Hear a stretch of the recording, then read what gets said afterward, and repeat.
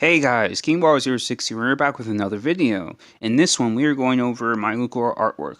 I'll let you guys know that most, if not all of my thoughts on Miss Kobayashi's Dragon Maid as a whole have already been expressed in my previous videos. So if you haven't seen them and want to know my take on it, just check them out. With that out of the way, we can get straight into the video. Spoiler alert, if you have yet to see Miss Kobayashi's Dragon Maid and have any interest whatsoever, be sure to either mute this video or come back when you've seen it. If you guys remember from my Toru video, I mentioned that I see Lucoa as mostly fan service, and I will do my best to elaborate on that. Most of what Lucoa does in this series involves showing off the appeal of her body. Even in scenes of hers in which that isn't the primary objective, she may be wearing something that shows off her body, or her breast will shake in the scene, and when that happens, there's a specific sound effect that happens for that. To briefly explain Lucoa's connection to Shouta, Shouta was trying to summon a demon, and Lucoa decided to answer that call instead. Lucoa tried to offer whatever it took for Shouta to let her live with him, and eventually decided to offer her body. Shouta then screamed and assumed that she was a succubus, which makes perfect sense. By the way, another thing that I'll preface is that Shouta is a young kid, but older than Kana, who's a kindergartner or a preschooler, I think. From this point, Lucoa is almost always with Shouta in the series. Getting back to explaining the general vibe of her scenes, one prime example is how when Lucoa is sleeping with Shouta, she tends to have her breasts covering Shota's face, and that results in Shouta having dreams of touching things soft or soft big things. There are multiple instances in the series that showcase Lucoa and Shouta sleeping together, and it's basically the same shtick. Outside of the sex appeal of Lucoa that's highlighted, we don't really learn much about her as a character, other than the fact that she used to be a goddess but lost her title because she got drunk one time. Lucoa never let Toru explain this story thoroughly because she's embarrassed by it. Had that story been elaborated, I think we as the audience could have learned something crucial about her character. Because of the little the series does to explain who Lucoa really is, all I personally know is that she likes to show off her body and potentially use it to her advantage. There are some very minor things that aren't really touched upon, like how she acts when she's drunk, and that she generally does care for Toru's well-being. She is one of the only dragons that doesn't have any negative prejudice against humans, and I respect that. An idea that I have for Kyoto Animation, which is the studio that made Miss Kobayashi's Dragon Maid, would be to make a spin-off series for some of the characters of the series, such as Lucoa, Fafnir, Shouta, and more, so we can learn about how they came to be. As I said before, a lot of characters don't change dramatically throughout the series, so having an in-depth backstory for all of them could really flesh out who they are and what they do. A great example of a character who has a great backstory that describes who they were and how they came to be in the present time is Obito Uchiha. His backstories were fleshed out very well. His time with Kakashi, Rin, and Minato, the effect of Rin's death and how that affected his life. I think that was done very well. There are plenty of other characters in Naruto specifically that I can go over, but this isn't a Naruto video. So let me just get back to the topic of Miss Kobayashi's Dragon Maid. I'll give the series a 7.5 out of 10 when it comes to character development itself, because I feel like it could use work. Some characters like Takuto or Lulu are fine because they are pretty minor overall in the series. Speaking of Lulu, I think her overall change after meeting Kobayashi is quite interesting to see, and she might crack my top 3 list for the series. Let me briefly discuss Lucoa's relationship with Shouta. I've already explained how the two met, so I'll simply go from that point. I've also explained their sleeping arrangements. Essentially, Lucoa offers her body, and Shouta gets flustered. He's a little kid, and he doesn't understand about certain things in life. He doesn't understand himself, and from what I can tell, he's determined to become just as good of a wizard as his father, who I mentioned in the Lucoa Speedpaint video. I'm not sure if what he's doing is, I'm not sure if it's wizardry. I don't remember the exact terminology. It's been a while since I've seen the series, nor do I care to go back and check. So if you want to know the specifics, just watch the series for yourself. Besides what I've already described, I do want to say that Lucoa does more than I gave her credit for initially.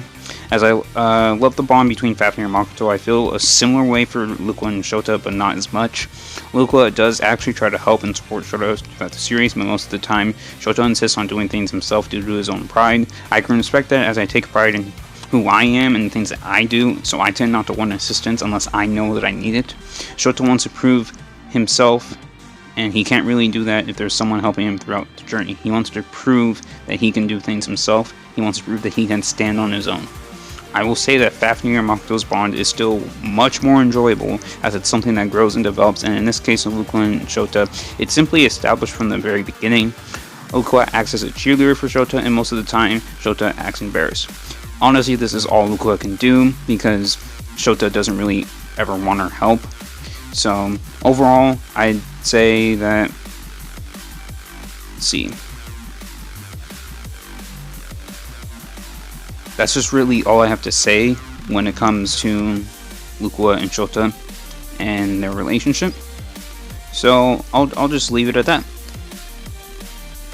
I do want to preface that it's been quite a bit since I've seen both seasons of Miss Kobayashi's Dragon Maid, so I obviously won't remember everything that I've seen. Within this video, I am solely discussing the things that pop into my head when I think about the series, as well as the Alma Speedpaint and the Toru Speedpaint. If I were to give this series an overall rating, I would give it a 9.2 out of 10. It's very comedic, has some heartwarming moments, and each character has at least one unique quirk. Obviously, since it's a slice of life anime, it won't have the same kind of story arcs as a series such as Naruto, The Rising of the Shield Hero, Black Clover, or Fairy Tail has, or even Dragon Ball Z, Super, etc., etc. You guys know what type of anime I'm referring to. It's not made to be a fully serious story like those series I just named, so be sure to keep that in mind as you watch it. Now, would I rewatch the series and or take notes on it, as I've done for Naruto, as I've done for The Rising of the Shield Hero, as I've done for Fullmetal Alchemist Brotherhood, as I've done for Hunter x Hunter? No, I would probably not. To be fair, I've seen plenty of good anime that I wouldn't take notes on or rewatch. Gurren Lagann, Fruits Basket, That Time I Got Reincarnated as a Slime, and probably more. Speaking of anime, as of now, I've seen a total of 49 anime.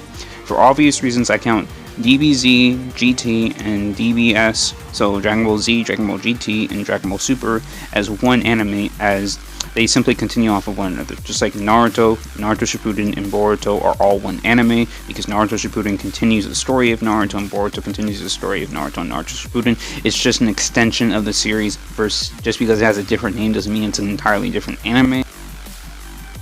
So, since I don't really have anything else to say about Miss Kobayashi's Dragon Maid, I decided I might as well discuss some of my future plans for while these videos are coming out.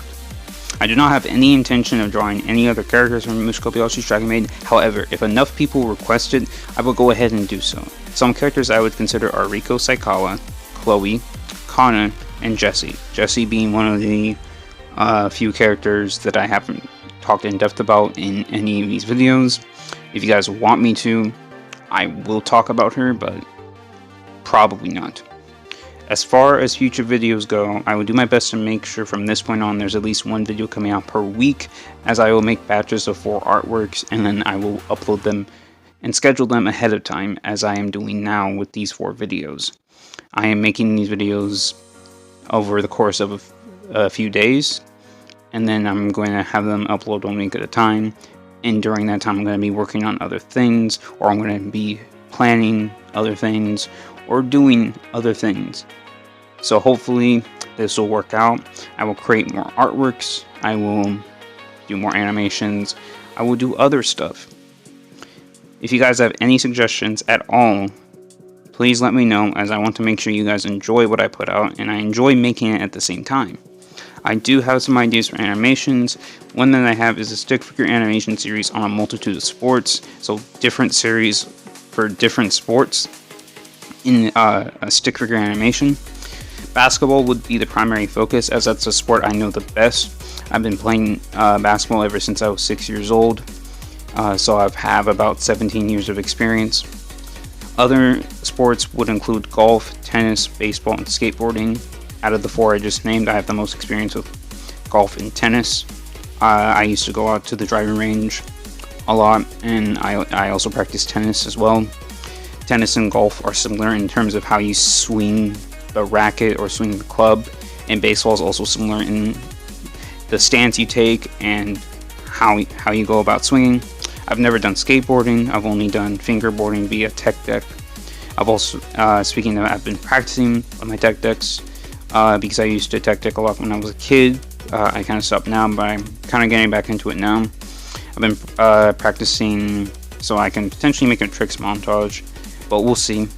As of now, I can do a kickflip, an impossible, a shove it, and a heel flip. So hopefully, ideally, I will come out with some kind of technique video, but we'll see.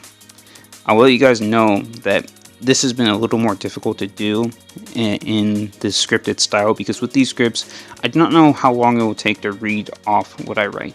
I might not always be making 10-minute videos anymore with this new format, because I do not want to drag out a commentary for the sake of reaching a certain threshold of time. Because I'm not as invested in Miss Kobayashi's Dragon Maid, I don't necessarily have as much to say about the series. But for a series such as Naruto, I have so much I could discuss. Speaking of Naruto, with the Tsunade Speedpaint, I won't be talking about Tsunade as much, simply because I've done plenty of other Tsunade commentaries, so what would be the point of me going in depth on Tsunade if I've kind of already done that before? I might dive deeper into the legendary Sonin as a whole, and why I absolutely love the uselessness, one of Tsunade's students. So hopefully you guys are looking forward to that, because I know I'm looking forward to commentating on that. And yeah, I guess this will be the end of the commentary for now. I hope you guys enjoyed. This might be a little shorter than the other two. And now it's just time for the outro. Thank you guys for watching this video. Please be sure to subscribe, turn on notifications, check out my Twitter and Discord, both are in the description. If you want to know what I'm currently doing or thinking about, those two places are the best places to go. I will see you guys next time.